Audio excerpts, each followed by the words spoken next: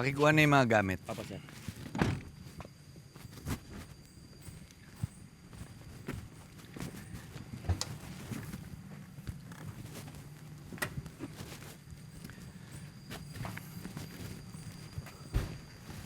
Mami, eto na yung magiging bagong bahay natin.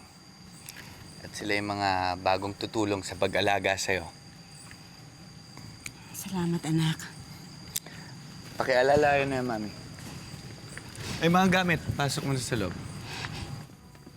Ikaw, hindi ka ba papasok?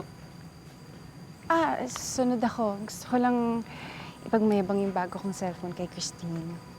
Try ko lang. O, sige, sunod ka agad, ah.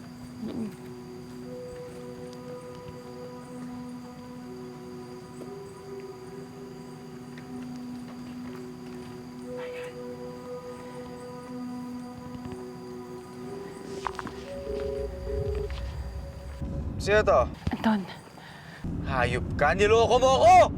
Anton, makinig ka muna sa akin at makinig ka ng mabuti. Konti lang ang oras ko, okay?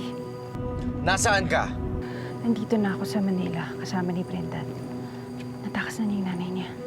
Ba't hindi mo sinabi sa akin? Wala na akong time noon, okay? Sinasakyan ko lahat ng gusto ni Brendan para magtiwala siya sa akin.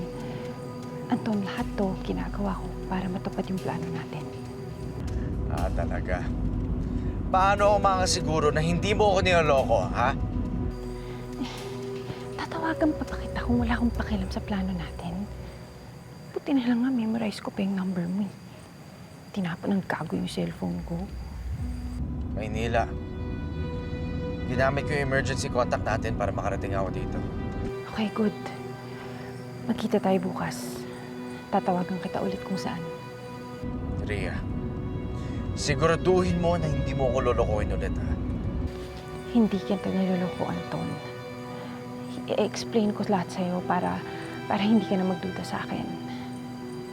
Kapit ka lang, Anton. Malapit na natin matupad yung plano natin. Malapit ko na mahanap, malaman kung saan niya tinatago yung pera at yung mga ebidensya. Kapit lang, akong bahala sa lahat.